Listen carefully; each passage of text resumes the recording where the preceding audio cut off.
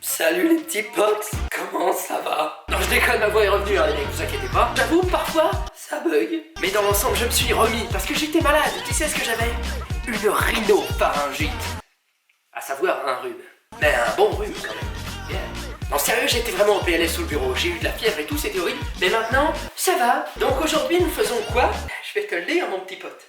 De la bouffe. Un boboon. Un boboon, c'est un plat vietnamien.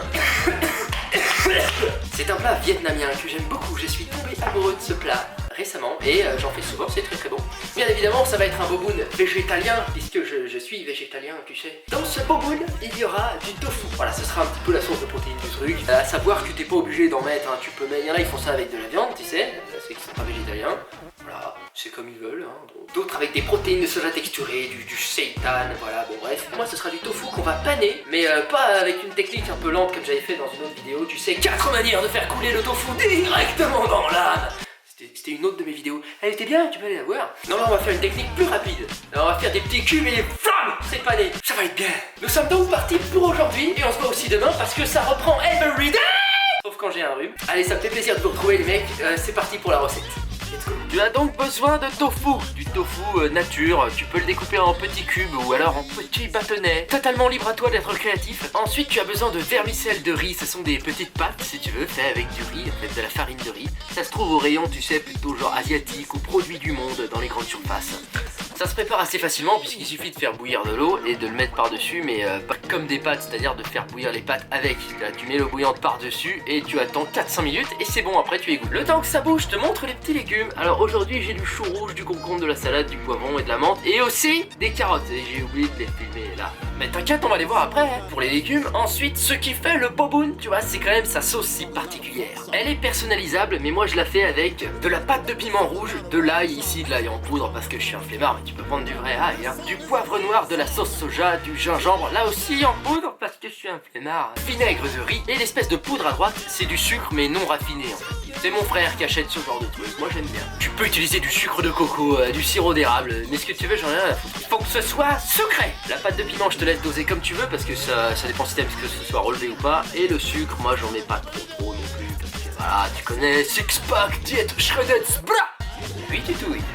Et bam, l'eau est bouillante, donc tu la mets, tu vois, sur les pâtes. Donc comme je t'ai dit, hein, tu vois, tu fais pas dans une casserole, tu verses l'eau par-dessus dans un saladier et t'attends juste 4-5 minutes et c'est bon. Dans ce plat, tous les légumes se mangent crus, tu vois. Donc en fait, tu peux mettre tous les légumes que tu veux dans ce plat. Moi aujourd'hui, j'en ai mis pas mal, tu vois, pour la vidéo, pour faire joli. Mais après 2-3 légumes, c'est sympathique. Donc tu vois, mes carottes, je les coupe avec l'épluche légumes en fait. Ça fait des petites tranchettes. Moi j'aime bien les petites tranchettes là. On égoutte les petits vermicelles de riz. J'avais oublié de te dire, on utilise de la cacahuète aussi. Non salée bien sûr, et tu vois moi je la mixe un petit peu, ça fait de la poudre de cacahuète, mais de la poudre assez grossière, hein. On réduit pas ça en beurre de cacahuète non plus. Ça va nous servir à la toute fin. En attendant, on prépare la panure pour paner le tofu. Donc c'est très simple, pour coller la panure c'est de la maïzena avec de l'eau, c'est ce qui remplace l'œuf quand tu es végétalien. Et la panure en elle-même c'est de la poudre d'amande avec un petit peu de paprika et de sel.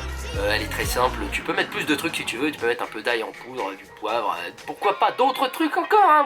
Moi j'en ai rien à foutre, hein, comme je t'ai dit, tu fais ce que tu veux. Et ensuite c'est là que tu vas voir que ça va très vite pour paner parce qu'on balance tout, tous les cubes dans la maïzena directement. Et ensuite on balance tous les cubes qui sont tout collés à la maïzena dans la panure.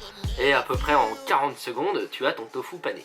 Tu vas le faire chauffer dans une poêle avec de l'huile, beaucoup d'huile évidemment parce que c'est une panure, hein, sinon c'est pas bon.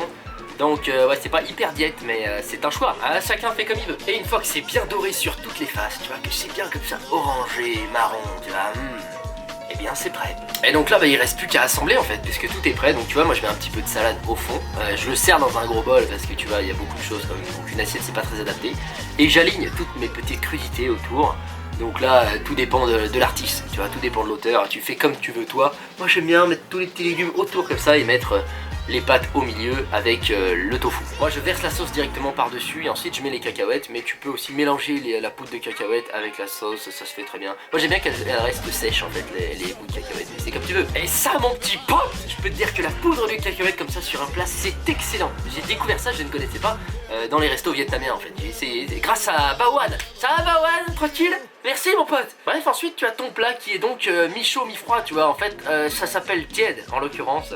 Parce que tu as des trucs un peu froids, les crudités, et puis tu as tes pâtes qui sont chaudes. C'est très bon et c'est très adapté à toutes les saisons, moi je trouve. Tu peux le servir en été à la limite plus froid, et tu peux le servir en hiver plus chaud, tu vois. Moi ça me parle, ces conneries. Et voilà les petits potes, hein, si vous êtes en diète, mettez pas les cacahuètes et ne panez pas le tofu. Mais à part ça, il a pas d'excès, tu vois, c'est très healthy, c'est bon à la santé, c'est plein de couleurs, de légumes, c'est vraiment bien. Et c'est bon au goût, tu peux mettre tout ce que tu veux comme légumes, hein. Là, pour les besoins de la vidéo, j'ai fait un truc un peu joli et tout. J'en mets pas autant d'habitude, tu vois, je mets pas autant de variété, je mets souvent carottes et concombres. Bien, tu vois, c'est tranquille. Tu peux faire ce que tu veux, un sauce soja sucré, tu peux mettre de la sweet chili, tu peux mettre pas de pâte de piment si t'aimes pas quand ça arrache trop. C'est très configurable en fin de compte. Ça m'a vraiment pas pris longtemps à faire, donc tu vois, c'est un assemblage de plein de petites choses, tu vois. Tu panes du tofu, tu coupes des légumes, c'est assez simple en fait, et ça te fait un plat vraiment très bon. Donc je t'invite toi aussi à te mettre un petit peu à la cuisine si t'as pas l'habitude, tu vois, ça apporte vraiment quelque chose. Déjà c'est plus sain, tu vois, tu sais ce que tu manges, mais aussi ça peut te permettre d'unir les gens autour d'une table, et ça c'est très important. Tu vois, plateau télé avec un McDo, on n'unit pas les gens. Par contre on cuisine pour les autres, pour nos êtres chers, tu vois, ils savourent, on est content, tout le monde est content,